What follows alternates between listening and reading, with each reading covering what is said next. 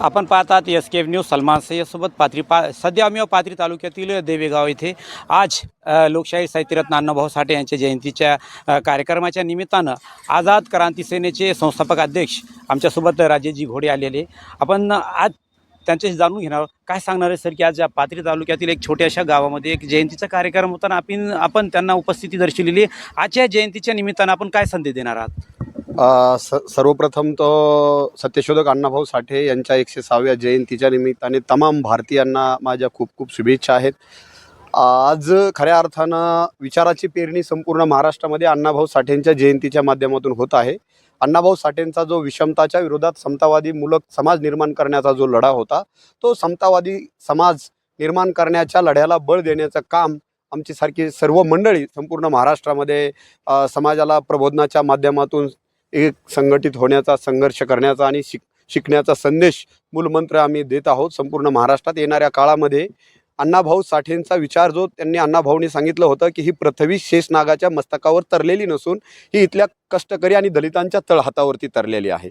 म्हणजे हा सगळ्यात महत्त्वाचा मूलमंत्र अण्णाभाऊ साठेंनी दिलेला आहे की बाबा तुमची अंधश्रद्धा, रूढी, परंपरा जे काय असतील ते सोडून द्या, त्याशिवाय काय पर्याय नाही असं अण्णाभाऊ साठेंनी सांगितलेलं आहे.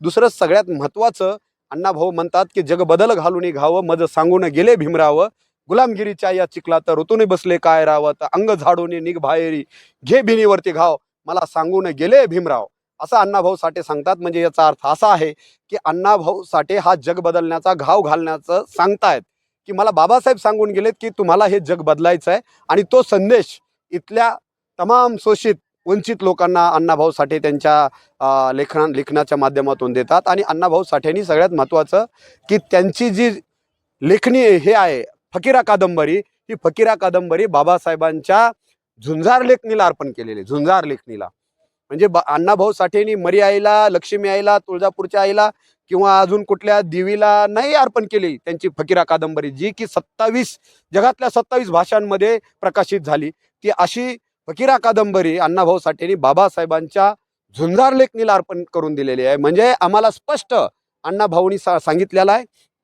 की जे अण्णाभाऊ साठेंना आम्ही आमचा बाप म्हणतो, त्या अण्णाभाऊ साठेंनी आम्हाला सांगितलेलं आहे की या देशात तुम्हाला जर बदलायचं असेल, तुम्हाला जर पुढे जायचं असेल तर बाबासाहेबांच्या विचाराशिवाय पर्याय नाही आणि बाबासाहेब हेच आपले उद्धारकर्ते आहेत, असं स्पष्ट आणि ठाम आणि ठासून अण्णाभाऊ साठेंनी संदेश इथल्या समाजाला दिलेला आहे. आपण आझाद क्रांती सेनेचे संस्थापक अध्यक्ष आहात.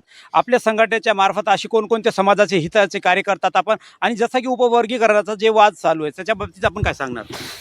हे बघा, उपवर्गीकरणाचा खरा तर हा वादच नाही आहे. कारण या देशाचं जे संविधान आहे ते संविधानाच्या पहिल्या पानावरती समान संधी, समान न्याय, सगळ्यांना सारखं असं लिहिलेलं आहे. तर समानता ही बाबासाहेबांच्या पानामध्ये आहे. आणि समानता जर एखाद्या समाजाला वाटतं आहे की आम्ही पाठीमागे राहिलोत, आम्हाला मुख्य प्रवाहात यायचं आहे, तर त्या समाजाने मागणी का करू नये? त्या समाजाने मागणी केली पाहिजे.